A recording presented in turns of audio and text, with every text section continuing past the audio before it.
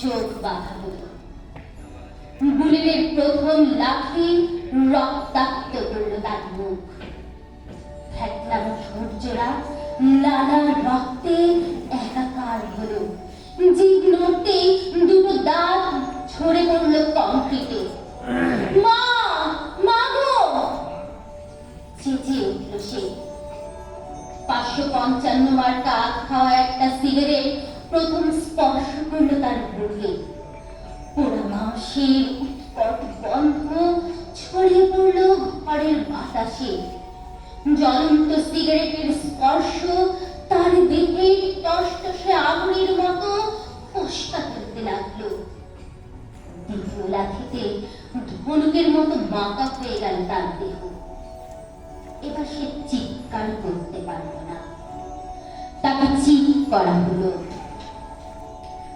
পেটের উপর উঠে এলো এক জোড়া বুট, কালো ও কর্কশ। কারণ সে তার পাকস্থলীর কষ্টের কথা বলেছিল। সে বলেছিল অনাহার ও ক্ষুধার কথা। সে তার দেহের বস্ত্রহীনতার কথা বলেছিল। বুঝি সে কারণে ফর ফর করে টেনে ছিঁড়ে নেওয়া হলো তার শার্ট। প্যান্ট খোলা হলো। সে এখন বিবস্ত্র। কি বিভৎস! তার দুটো হাত, মুষ্টিবদ্ধ যে হাত মিছিলে পতাকার মতো উড়েছে সক্রোধে, যে হাতে সে পোস্টার ছেটেছে, বিলিয়েছে লিফলেট, লোহার হাতুড়ি দিয়ে সেই হাত ভাঙা হলো। সেই জীবন্ত হাত, জীবন্ত মানুষের হাত। তার 10টি আঙুল, যে আঙুলে ছুঁয়েছে সে তার মায়ের মুখ, মায়ের শরীর, প্রেয়সীর চিবুকের পিন। সে আঙুলে ছুঁয়েছে সে সাম্য মন্ত্রের দীক্ষিত সাথীর হাত, স্বপ্নবান হাতিয়ার। বাটখারা দিয়ে সে আঙুল পেশা হলো। সেই জীবন্ত আঙুল মানুষের জীবন্ত উপমা।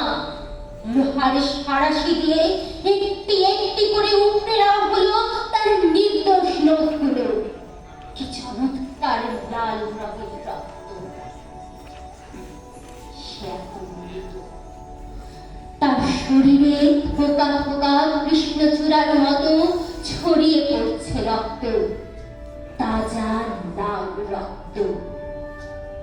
তার ফ্যাটলানো একখানা হাত পড়ে আছে দেশের মানচিত্রের উপর, আর সে হাত থেকে ঝরে পড়ছে রক্তের দুর্বিনীত লাভা। ধন্যবাদ সবাইকে।